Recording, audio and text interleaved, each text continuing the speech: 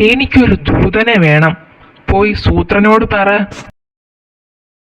സൂത്ര, കടിയൻ എന്തോ വേണമെന്ന് തന്നോട് ചെല്ലാൻ പറഞ്ഞു.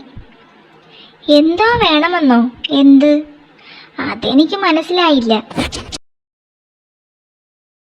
എന്റെ പ്രശസ്തി മനുഷ്യരുടെ നാട്ടിലൊക്കെ എത്തിയിട്ടുണ്ടാവും.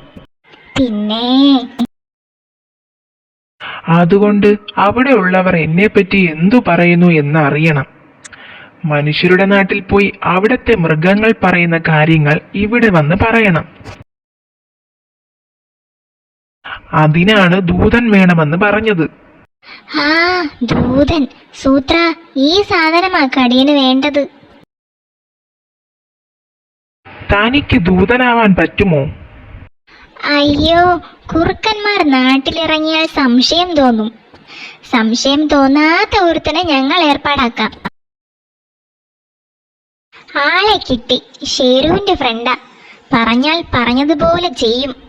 നാട്ടിൽ എന്നെപ്പറ്റി ആരെങ്കിലും എന്തെങ്കിലും പറഞ്ഞാൽ ഇവിടെ വന്ന് പറയണം. ചേട്ടാ, നാട്ടിലെ ഭാഷ മുഴുവൻ എനിക്കറിയില്ല. അപ്പോ എന്തു ചെയ്യും? സൂത്ര, കടിയന് എന്തോ വേണമെന്ന്.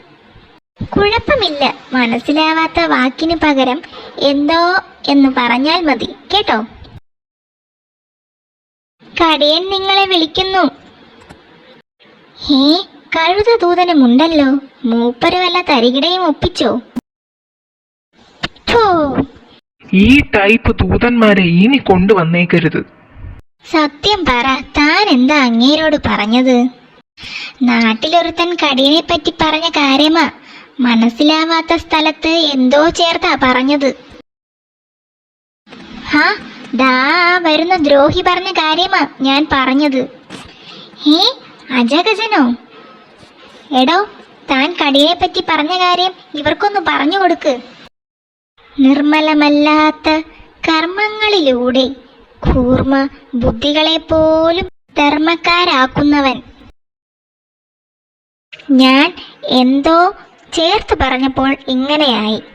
എന്തോ അല്ലാത്ത എന്തോ ഒന്നിലൂടെ എന്തോ ഒന്നിനെ പോലും എന്തോ ആക്കുന്നവൻ.